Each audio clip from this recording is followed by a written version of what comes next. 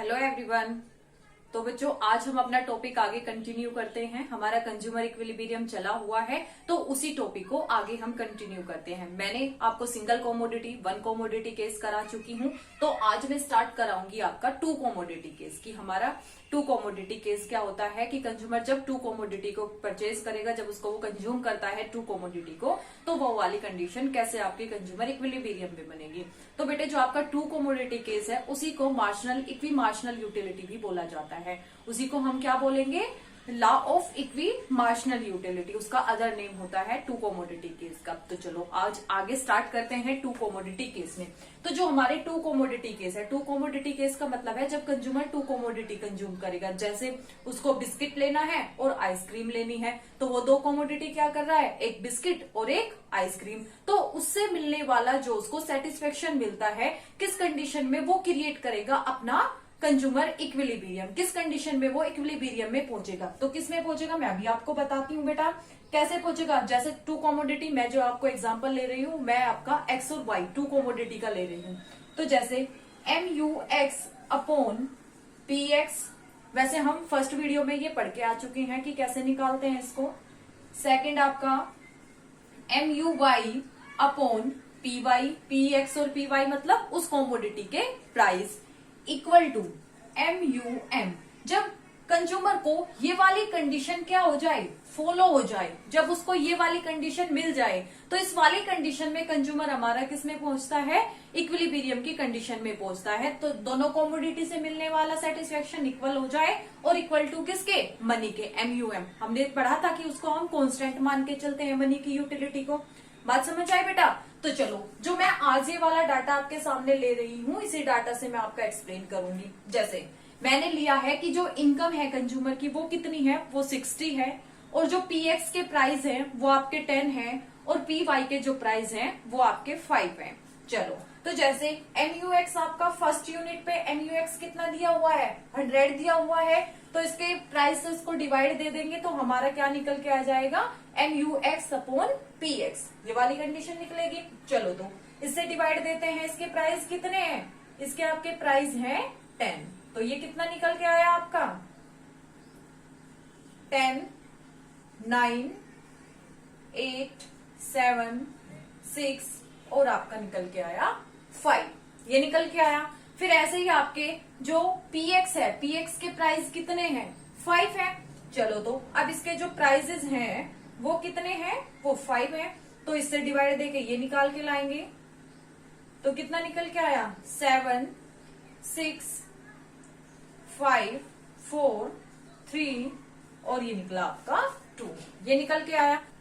अगर हमारी condition more than हो जाए, मतलब क्या है कि इसमें भी 7 और इसमें 7, तो हम बोल सकते हैं कि इस पे हमारा मिला है इक्विलिब्रियम, इसमें भी 6, इसमें भी 6। अब हम बोलेंगे कि हमारा कंज्यूमर इक्विलिब्रियम कब मिला, कि हमारा जो Y है, Y तो हमारा कौन सी यूनिट पे मिला, सेकंड पे, और X के लिए मिला हमारा फोर्थ यूनिट पे। ऐसे ही अभी इसमें 5 भी है और 5 भी है, तो अब हमारे सामने एक कंफ्यूजन क्रिएट होता है कि इसमें क्या है कि 3 कंडीशन क्रिएट हो गई। अब हमें पता करना है कि कंज्यूमर इक्विलिब्रियम की कंडीशन कौन सी है। तो कंज्यूमर इक्विलिब्रियम कंडीशन के लिए अब हमें इनकम की हेल्प लेनी पड़ेगी। अब हम किसकी हेल्प लेंगे, अब हम लेते हैं इनकम की हेल्प। तो मैं आपको एक फॉर्मूला बताती हूँ, उस फॉर्मूले से अगर हमारा निकालने के बाद में इक्वल किसके आ जाए, इनकम के, इनकम मेरी कितनी है 60, अगर 60 निकल के आता है तो इसका मतलब उस वाली कंडीशन को हम इक्विलिब्रियम मान लेंगे, अदरवाइज हम सेकंड वाली स्टेज निकालेंगे, अदरवाइज हम थर्ड वाली निकालेंगे। चलो तो जैसे फर्स्ट देखते हैं, फर्स्ट में क्या है कि पहले आप फॉर्मूला ये लगा लेना, PX into quantity X plus PY into quantity Y, ये वाला फॉर्मूला लगाएंगे।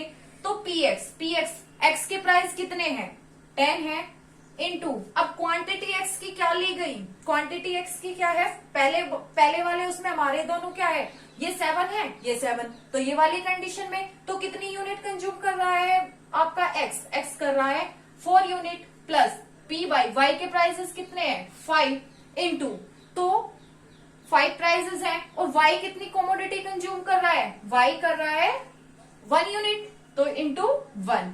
तो इसको सोल्व करेंगे, ये हमारा कितना निकल के आएगा आपका, सोल्व करने के बाद में ये आया 45, कितना निकल के आया 45, लेकिन हमारी इनकम तो कितनी है 60। तो इसका मतलब हमारा सेटिस्फेक्शन क्या नहीं हुआ, इक्वल नहीं हुआ। अभी हम और भी क्या कर सकते हैं, कंज्यूम कर सकते हैं। तो इस कंडीशन में तो आपकी इनकम क्या है, ग्रेटर है यूटिलिटी से। आई बात समझ में। तो अब हम सेकंड स्टेज देखते हैं। फिर वही सेम फॉर्मूला आपका P X into quantity X plus P Y into quantity Y, same formula लगाएंगे हम।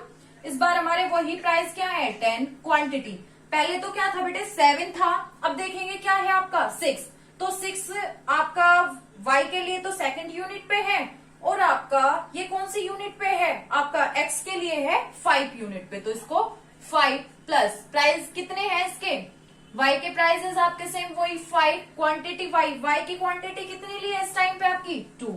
तो इसको सोल्व करेंगे, निकल के कितना आएगा आपका, ये आपका निकल के आया 60। तो कितना निकल के आया ये निकल के आया आपका 60। तो 60 इक्वल टू कितने हो गया आपका 60, मेरी इनकम के इक्वल हो गया। तो मैं इस कंडीशन में कह सकती हूँ कि मेरा कंज्यूमर क्या है, इक्विलिब्रियम में। थर्ड वाली स्टेज भी देख लेंगे बेटा, ये मुझे आप सोल्व करके मुझे सेंड करेंगे। आप कमेंट करना है इस वाले जो ये आपका थर्ड स्टेज है, ये आपकी P X into Q X plus P Y into Q Y, ये फिफ्थ वाला आप जो 5 पे ये आपका इक्वल हुआ था, इस वाली कंडीशन को आप मुझे सोल्व करके सेंड करेंगे। तो मेरा कंज्यूमर तो इक्विलिब्रियम में कौन सी कंडीशन में बोलूंगी मैं, कि मेरा y तो कौन सी यूनिट पे मिला मुझे, y तो मेरा किस पे है सेकंड यूनिट पे, और आपका x कौन सी यूनिट पे है, x है मेरा 5th यूनिट पे। कौन सी यूनिट पे, 5th यूनिट पे। तो मुझे इस कंडीशन में मिला, तो जो मेरा y तो है किस पे आपका,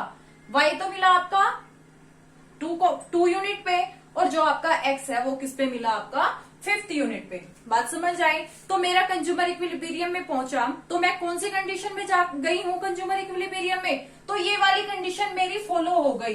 तो ये वाली कंडीशन मेरी कब फॉलो हुई, मेरी कंडीशन फॉलो हुई y तो सेकंड यूनिट मैंने कंज्यूम की और x की मैंने 5 यूनिट कंज्यूम की। तो इस वाली कंडीशन में मैं क्या गई, 2 कमोडिटी केस में मैं कंज्यूमर इक्विलिब्रियम में मैं पहुंची। तो ये जो थर्ड वाली स्टेज है ना, इसको आप मुझे सोल्व करेंगे, और सोल्व करने के बाद में मुझे आप आंसर अपना कमेंट बॉक्स में सेंड कर देना।